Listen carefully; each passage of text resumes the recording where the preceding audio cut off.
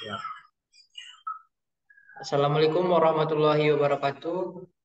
Kami dari kelompok Waalaikumsalam. satu mata kuliah ekonomi pembangunan satu akan mempresentasikan materi kami yaitu keragaman dan kemiripan struktur serta karakteristik negara-negara berkembang. Yang dimana anggota kelompok kami yaitu saya sendiri dengan nama Rafiq Effendi, NIM 210600099 dan bersama rekan saya yaitu Marcelus Inko Mutawiau dengan NIM 20060127. Baiklah, masuk kepada materi kami yaitu bagian pertama yaitu mendeskripsikan negara-negara sedang berkembang. Secara umum, negara berkembang adalah negara-negara yang memiliki tingkat pendapatan yang rendah, menengah, menengah bawah, dan menengah atas. Cara paling umum untuk mendefinisikan negara berkembang adalah dengan menggunakan pendapatan per kapita. Dalam sistem klasifikasi Bank Dunia, 210 negara dengan jumlah penduduk sedikitnya 30.000 di peringkat berdasarkan tingkat pendapatan nasional bruto atau gross national income, disingkat dengan GNI per kapita. Perekonomian negara berkembang dapat dikelompokkan menjadi empat.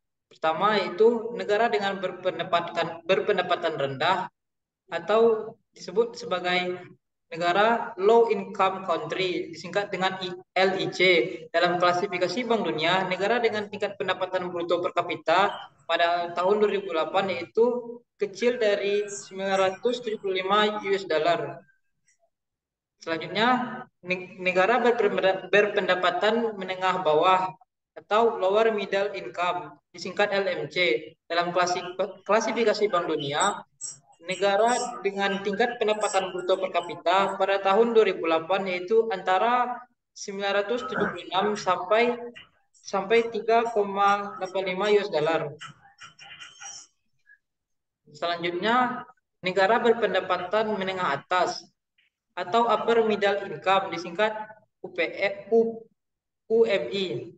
Dalam klasifikasi Bank Dunia, negara dengan tingkat pendapatan nasional bruto per kapita pada tahun 2008 yaitu antara 3.856 sampai dengan 11.906 US dollar. Selanjutnya, negara OECD berpendapatan tinggi atau high income OECD country. Dalam klasifikasi Bank Dunia, negara dengan tingkat pendapatan nasional bruto per kapita pada tahun 2008 itu lebih dari 11.907 US dollar.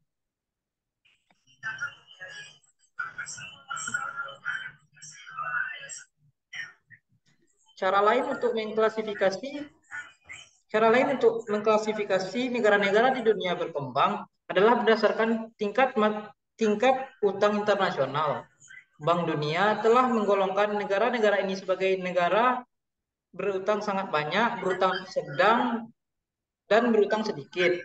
UNDP menggolongkan negara-negara dengan kategori rendah, sedang, tinggi, dan sangat tinggi berdasarkan tingkat pembangunan manusia, mencakup tingkat pencapaian kesehatan dan pendidikan. Oh, sini adalah tabel-tabel negara yang sedang berkembang. Bisa dilihat ini berdasarkan data tahun 2003. Seperti mana Amerika ini pendapatan UMC atau upper middle income, ILC ini lower income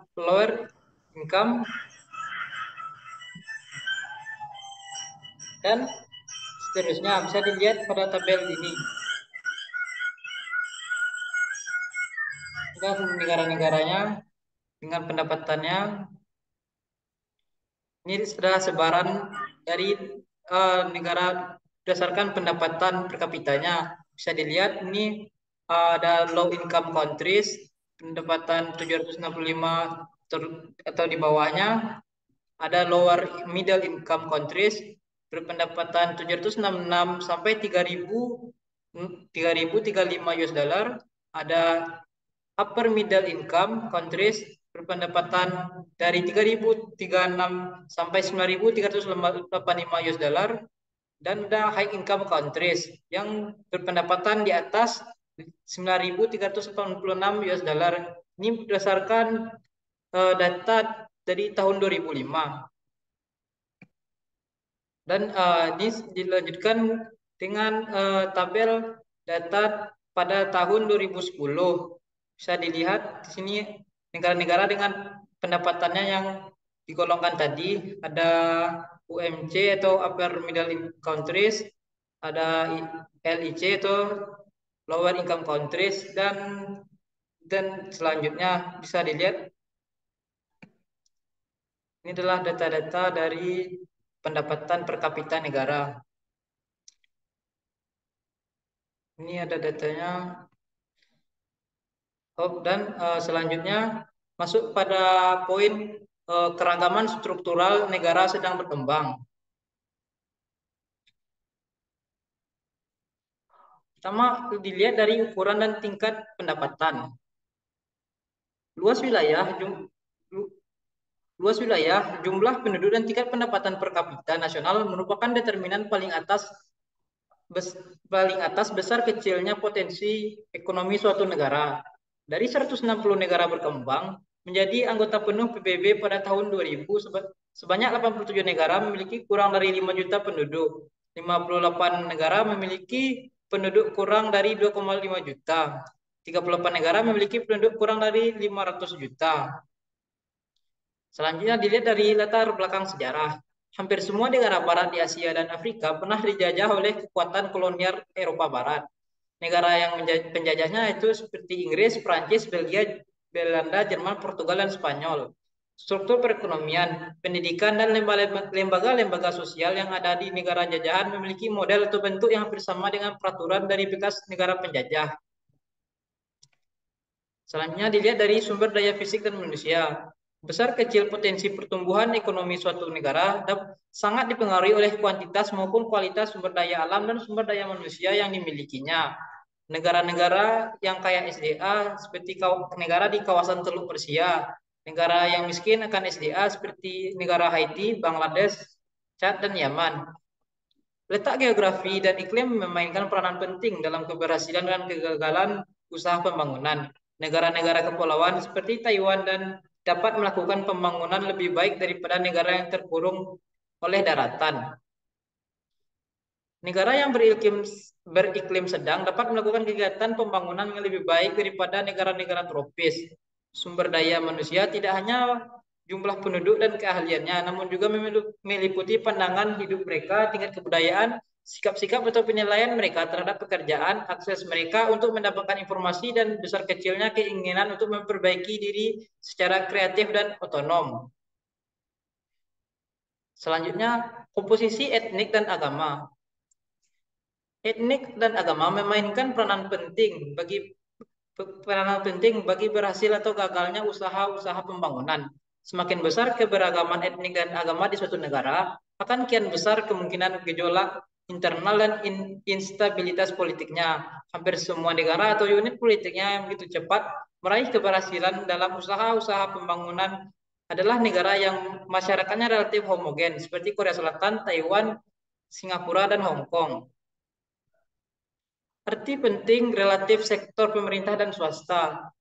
Hampir semua negara sedang berkembang menganut sistem koloni campuran yang dimana sistem sektor pemerintah dan swasta sama-sama berpartisipasi dalam kepemilikan dan penggunaan sumber-sumber daya, struktur industri, strategi pembangunan yang dijalankan oleh masing-masing pemerintah di negara-negara di dunia ketiga berbeda satu sama lain.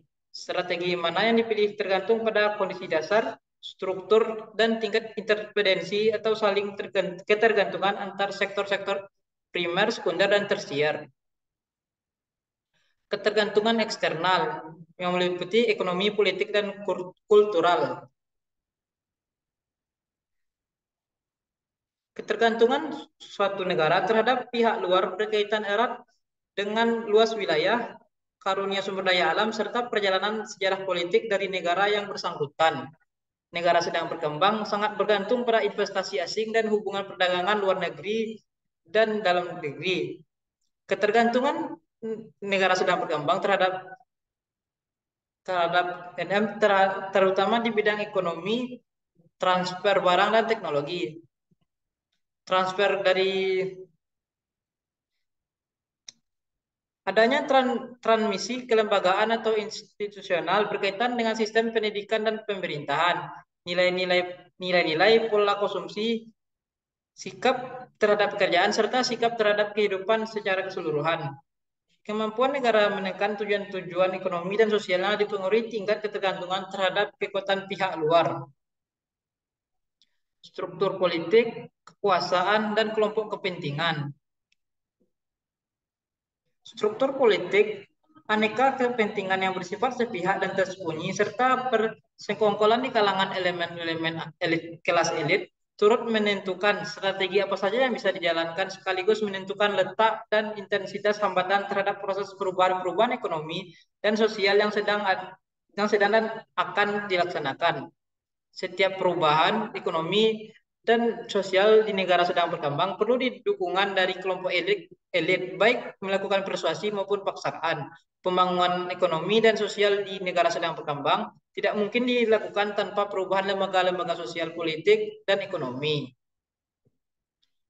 Dan materi selanjutnya akan dijelaskan oleh rekan saya itu kepada Marcelus. Kepada Marcelus dipersilahkan. Baik, terima kasih atas waktunya. Oke, baik, kita lanjut. Karakteristik umum negara sedang berkembang. Yang pertama yaitu standar hidup dan produktivitas yang lebih rendah. Yang kedua ada tingkat modal manusia yang lebih rendah. Yang ketiga adalah tingkat ketimpangan dan kemiskinan absolut yang lebih tinggi. Yang keempat, tingkat pertumbuhan penduduk yang lebih tinggi. Yang kelima, faksionalisasi sosial yang lebih besar. Dan yang terakhir, jumlah penduduk di pedesaan yang lebih besar, namun memiliki tingkat migrasi desa kota yang lebih cepat.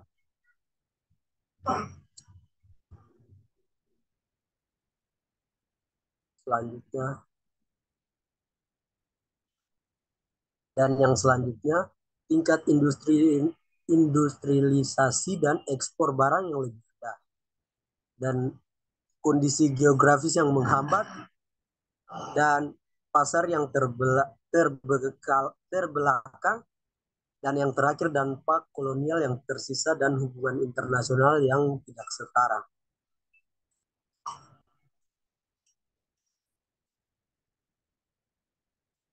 Menghitung Human Development Index atau HDI. Indeks Pembangunan Manusia (HDI) adalah indeks yang mengukur pencapaian pembangunan sosial ekonomi suatu negara yang mengkombinasikan pencapaian di bidang pendidikan, kesehatan, dan pendapatan real per kapita yang disesuaikan.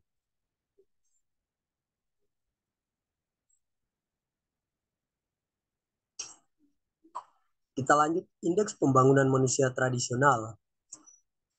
HDI berusaha memperingati semua negara dengan skala 0, dalam kurung pembangunan manusia terendah, sampai satu pembangunan manusia dalam kurung satu pembangunan manusia tertinggi, berdasarkan pada 3 tujuan atau produk akhir pembangunan, yaitu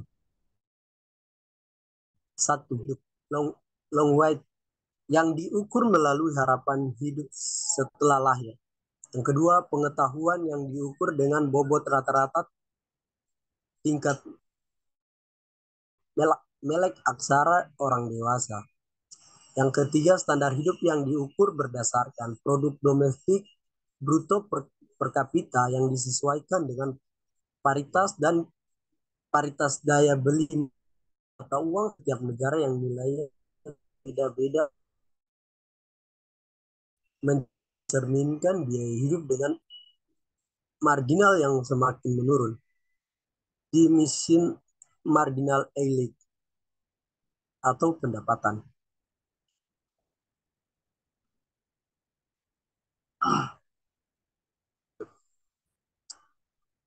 Dengan menggunakan ketiga ukuran pembangunan itu, HDI memeringati semua negara dalam keempat kelompok. 1. Pembangunan manusia rendah atau 0,0 sampai 0,449.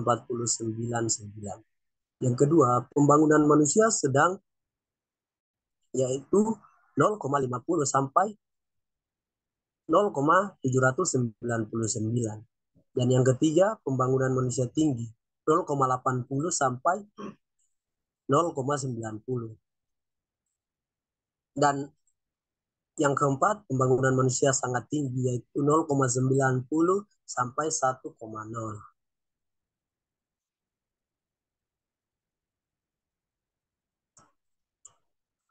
Untuk mendapatkan indeks pendapatan, kita mengurangi log 100 dari log pendapatan saat ini dengan asumsi bahwa pendapatan real per kapita tidak akan mungkin kurang dari 100 US dollar atau PP True.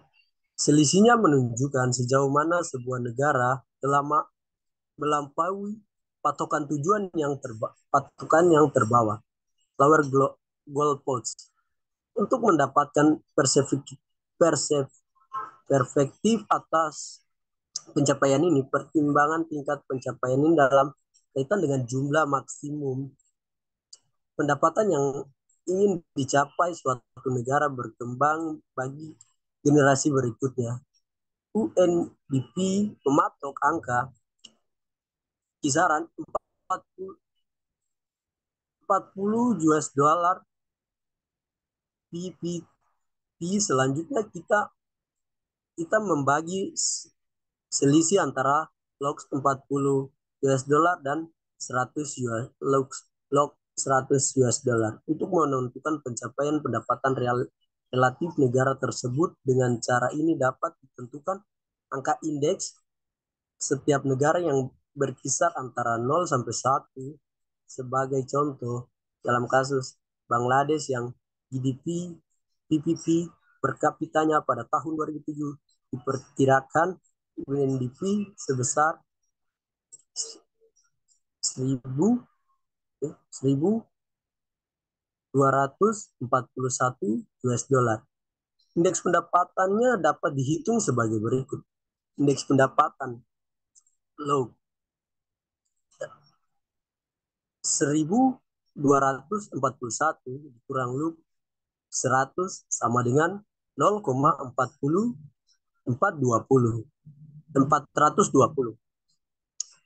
dan dibagi loop 40 dan loop 100.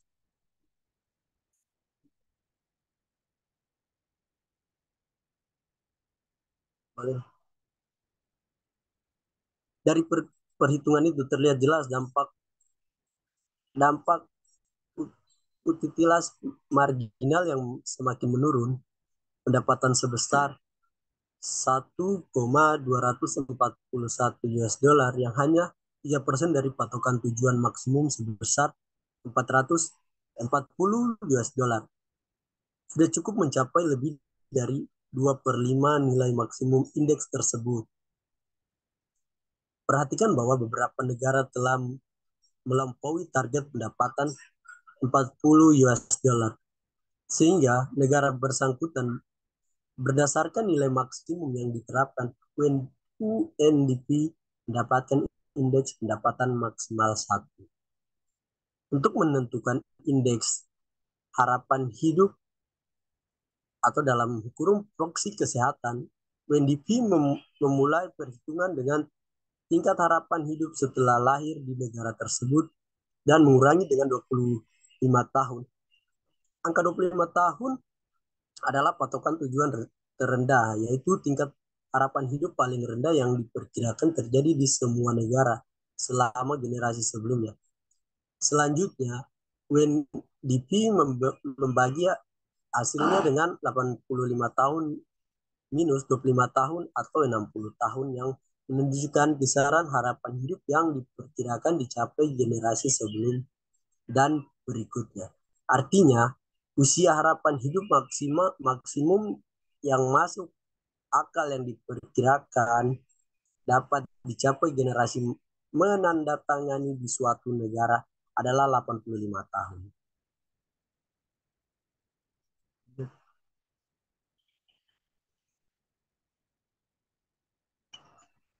Ya, sebagai contoh dalam kasus Bangladesh yang harapan hidup penduduknya pada tahun 2007 dan 7 adalah 65,7 tahun.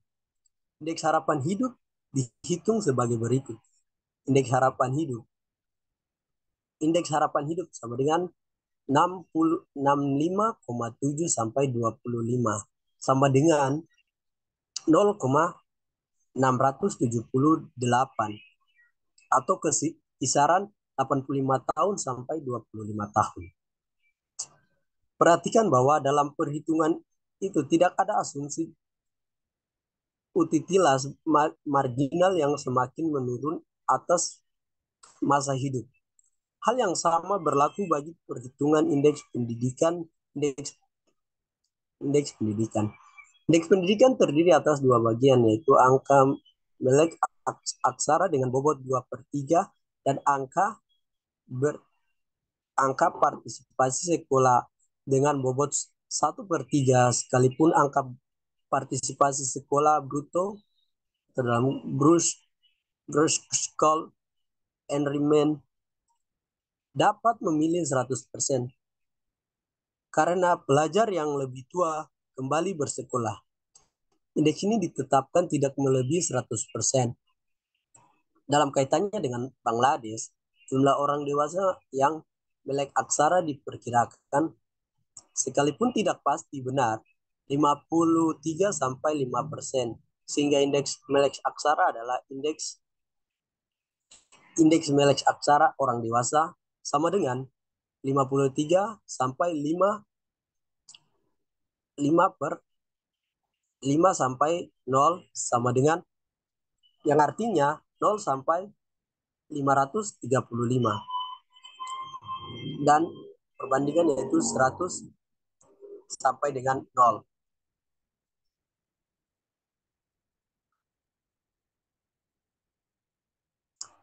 Oke, indeks partisipasi sekolah bruto di Bangladesh diperkirakan 52/1% dari penduduk usia pendidikan dasar, menengah, dan tinggi yang bersekolah, sehingga negara ini mendapatkan nilai berikut. Indeks partisipasi sekolah bruto sama dengan 51 sampai dengan 0 per sama dengan 0,521 dan 100 sampai 0.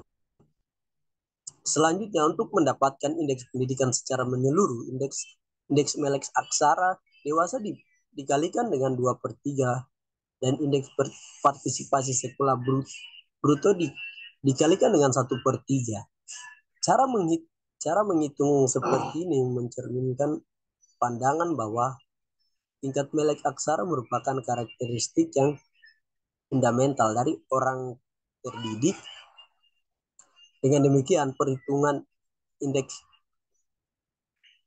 pendidikan Bangladesh adalah sebagai berikut.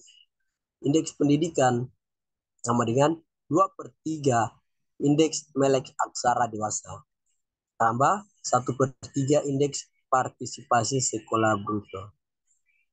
Dan hasilnya 2/3 dalam kurung 0 sampai 535 tambah 1/3 0 sampai dengan 521, dan hasil yang dijumlahkan yaitu 0,530. Dalam indeks akhir, ketiga komponen di atas memperoleh bobot yang sama, yaitu 1/3, sehingga diperoleh indeks HDI yang berikut.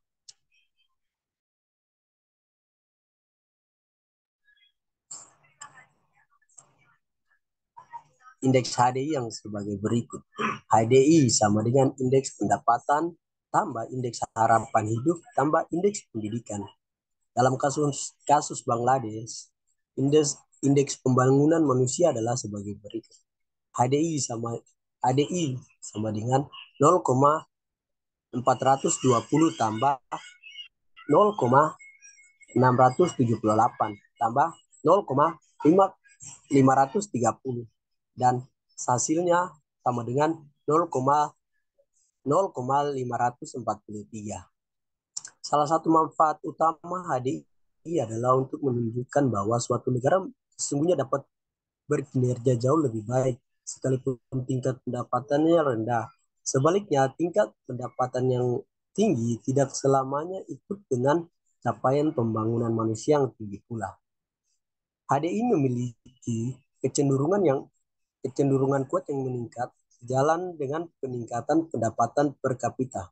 Karena negara-negara yang lebih kaya dapat dapat berinvestasi lebih banyak dalam bidang kesehatan dan pendidikan yang berarti tambahan modal manusia ini mempertinggi produktivitas.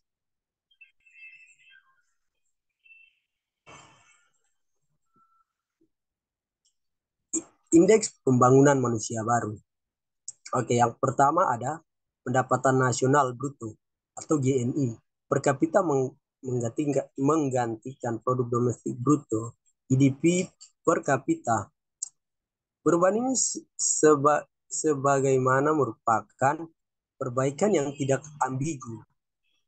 GNI mencerminkan apa yang dapat dilakukan warga negara dengan pendapatan yang mereka peroleh.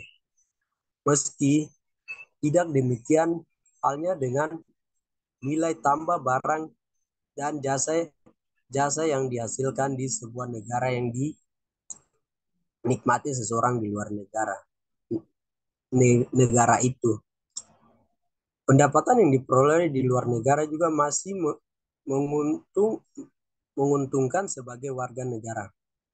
Kita harus berpandangan dan kita harus perdagangan dan pengiriman uang remittance telah meluas dengan cepat dan bantuan telah ditargetkan lebih baik ke negara-negara berpendapatan sangat rendah. Perbedaan antara GNI dan GDP menjadi semakin penting. Jadi yang kedua, indeks pendidikan telah diubah secara keseluruhan. Dua komponen baru telah ditambahkan, yaitu rata-rata pencapaian pendidikan aktual seluruh penduduk dan pencapaian pendidikan yang diharapkan dari anak-anak di masa kini. Masing-masing perubahan ini menimbulkan inflasi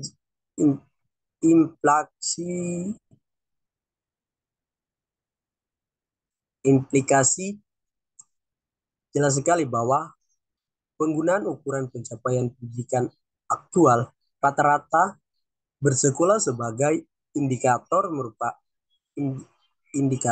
merupakan perbaikan yang tidak ambigu. Estimasi yang dimutakhirkan secara teratur dan statistik dengan mudah diperbandingkan secara kuantitatif antar negara.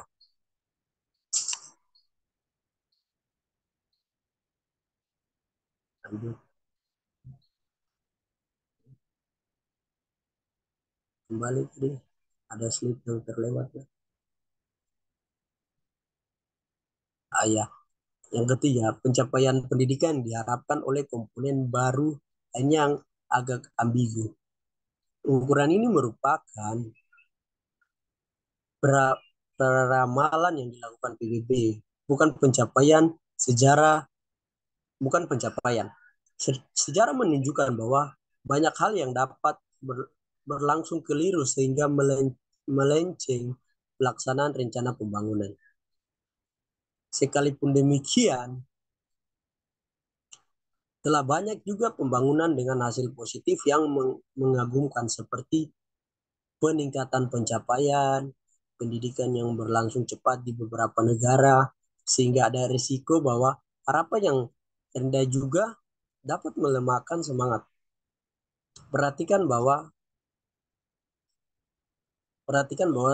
tingkat harapan hidup yang masih digunakan sebagai indikator kesehatan juga merupakan proyeksi yang didasarkan atas kondisi yang berlaku.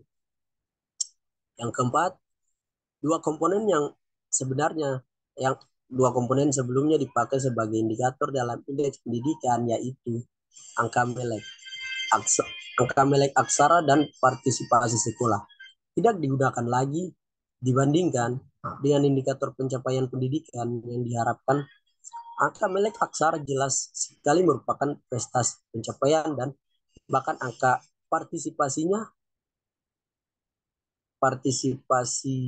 sekolah sebenarnya merupakan pencapaian sedang. Namun alumni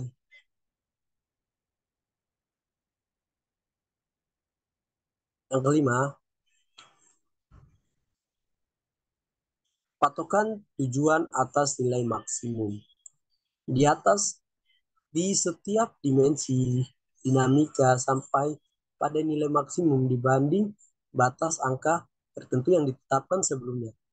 Terbukti kemudian bahwa cara penentuan seperti ini mengembalikan indeks tersebut ke desain aslinya, yang justru dikritik karena kurang memperhitungkan pencapaian-pencapaian kecil negara-negara yang memulai pembangunan mereka dari bawah sekali. Yang keenam, patokan tujuan bahwa bagi tingkat pendapatan telah dikurangi. Dan yang terakhir atau yang ketujuh, perbedaan kecil lainnya adalah ketimbang menggunakan logaritma atau dalam kurung log umum untuk mencerminkan manfaat pendapatan marginal yang semakin menurun. HDI yang baru sekarang memakai log natural. Terima kasih. Waktu saya kembalikan. Baiklah, mungkin sekian presentasi yang dapat kami lakukan. Kami minta maaf atas segala kesalahan yang telah diperbuat. Kami akhiri presentasi pada kali ini. Wabillahi taufiq wal hidayah. Wassalamualaikum warahmatullahi wabarakatuh. Warahmatullahi wabarakatuh.